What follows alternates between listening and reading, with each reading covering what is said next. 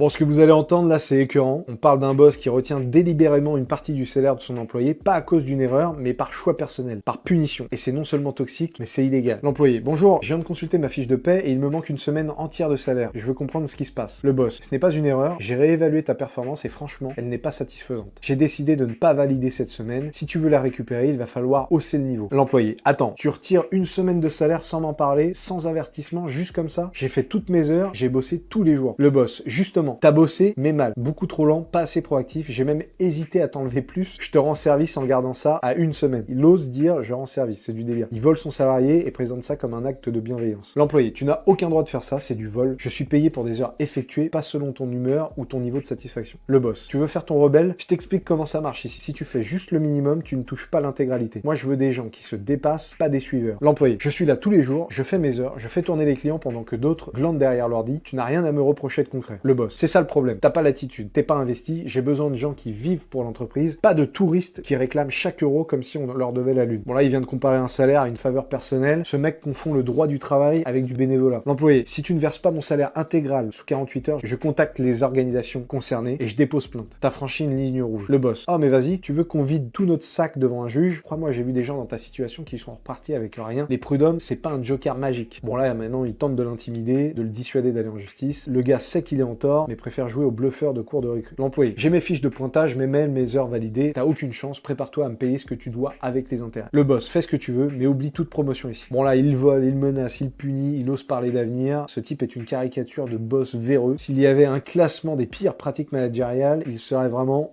en haut. Un boss qui paie à la tête doit répondre devant la loi, documente tout, attaque et récupère ce qu'il t'a volé.